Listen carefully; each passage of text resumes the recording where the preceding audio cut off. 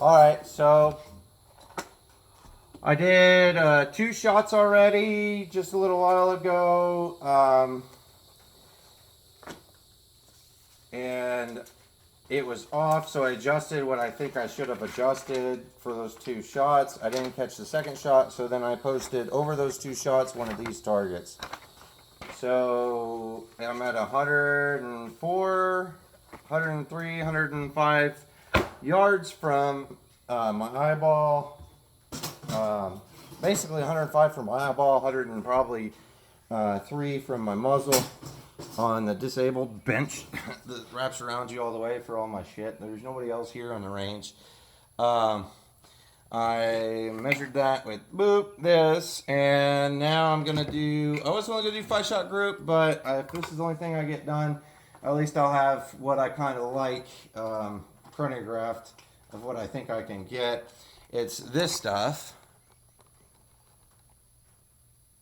7.62 by 54R, full metal jacket boat tail, 182 grain, just ball ammo, and I paid $25 a box for it. And today, this is bought like almost a month ago.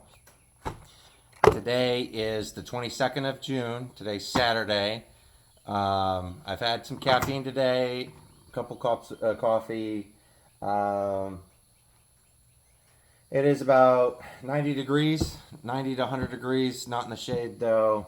There's like little to no wind today. I can see the tall grass just flake a little bit. I'm going to shoot a 10-shot group. It's going to go bolt lock open. I can throw away 1 round because of that bolt lock open basically. And I'm going to try to annotate it. These are the 2 shots. This is what the primers look like. And I have my gas piston adjusted, and I doubt I'm going to adjust it anymore. It's probably going to stay there until I get really heavy into cast bullets. Then it's going to get fully closed, and I'm going to annotate what it is. I've got my little notebook here, so that way I can annotate velocities and power factors, because once the main screen from the shot group from this Garmin goes away, I don't know power factors. And it gives me the power factors. So I'm going to annotate power factors and velocities and whatnot and doohickeys. I've got an Arkin EP5 here in milliradians. It's adjusted to 1 up and 1 left. And it's adjusted on the parallax. Here's 100 block tight. There's a line down here with the block there for just empty space. That line on the top of that block right below the 100's where my parallax at. No illumination. Shoot a 10-shot group off this shitty ass light bag. I've got my Garmin set up, fully charged, and it's right outside the viewport. I don't know if you can read that. You probably won't be able to. Motion detected. And we're going to go at her the best we can here. So, bear with me. This is going to be a long video because, you know, whatever. But,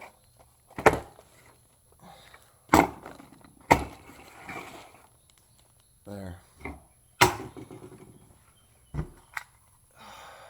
This is a surplus magazine that I bought. Still looks brand new.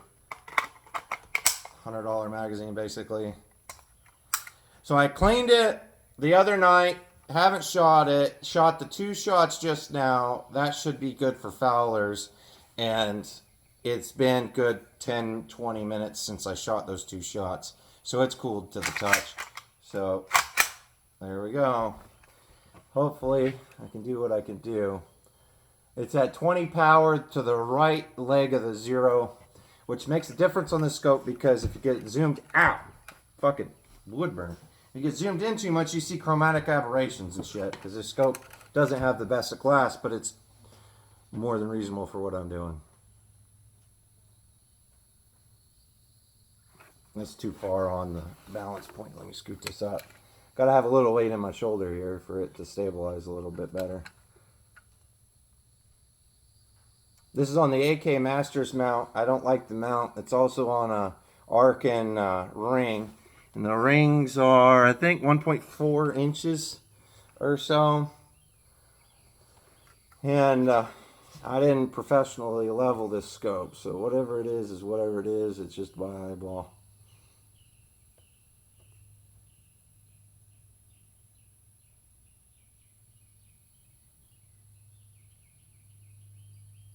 Let me get my hand underneath this. Damn. I really need to support this thing to get it good.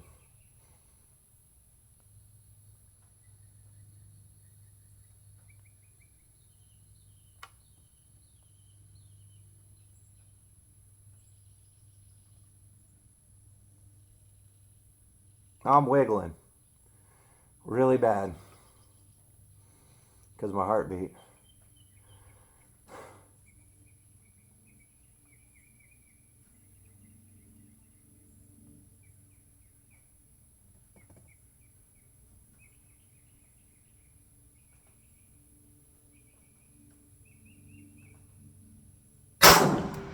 I'm not going to be able to hold exactly on, it looks like. I'm wiggling too bad, but I'm keeping it within the red dot, and the red dot's about an inch.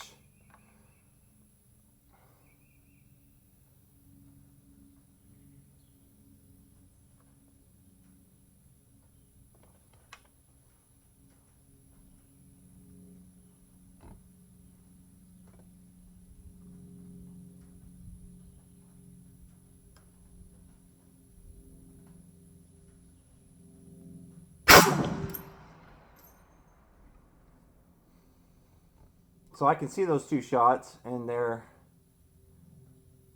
8 in the 8 ring on the right, and in the 7 ring on the right lower. Let's see.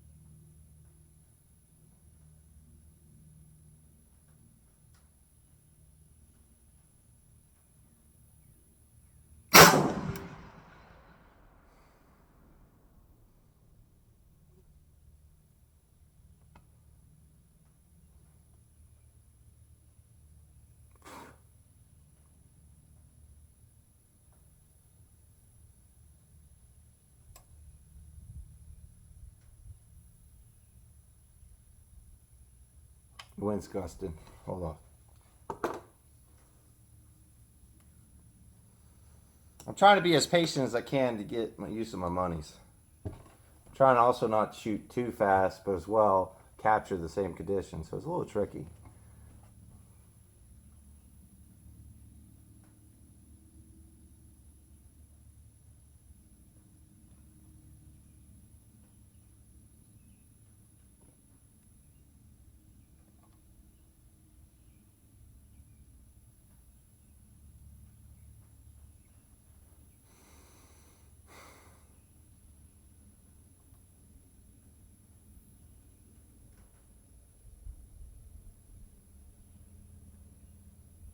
Oh.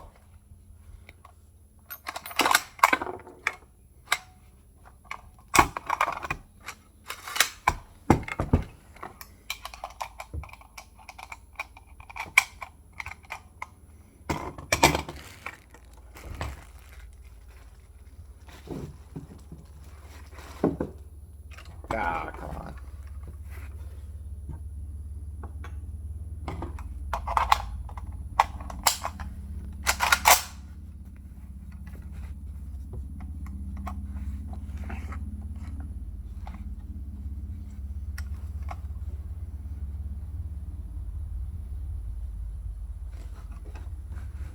Okay, so that makes a difference. Where I put the bag in the handguard makes a huge difference on how the rifle feels and how stable it is. If I get it too close to the balance point, it just ain't fucking working right.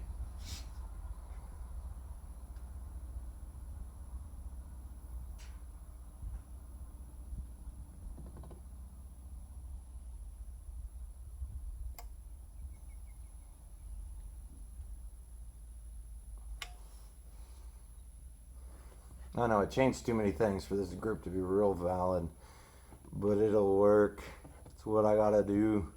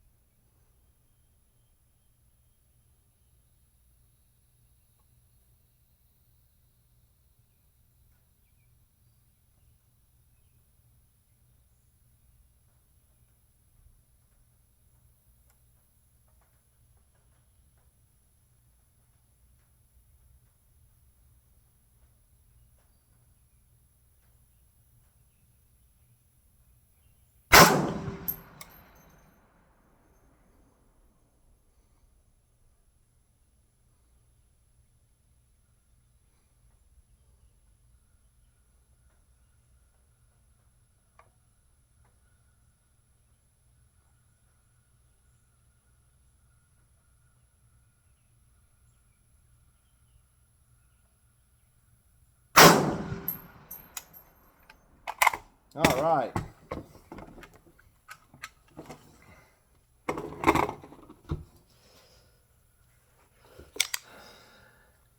Be patient with me now. Whoop. Hey, now hopefully I don't fuck this up. So, right.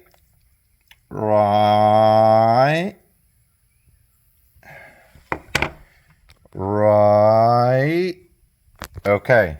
Now, let's go down with a quote unquote ruler and see what happened.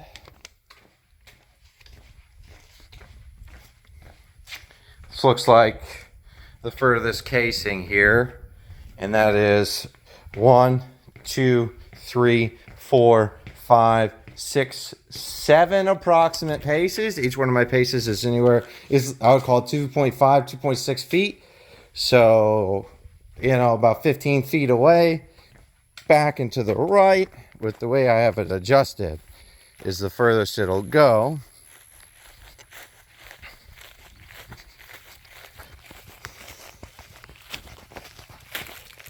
One thing I try to do on my YouTube channel is integrity. Integrity by ignorance, because I don't know how to cut, clip, and do all that magic witch bullshit to videos. The only thing I can do is whatever the phone will allow me to do, and that's by pausing it. And when I pause it, I accidentally stop it a lot of times, so I don't like to pause it. So let's go see what I did here at the 100-yard. And I know this is a little bit boring, just hearing me talk, but that was 10 shots, 1 jam, lock back. Best I could. I was wiggling like a motherfucker. I can tell you it's not too shabby, so compared to what I think I did, right? So it definitely, right there.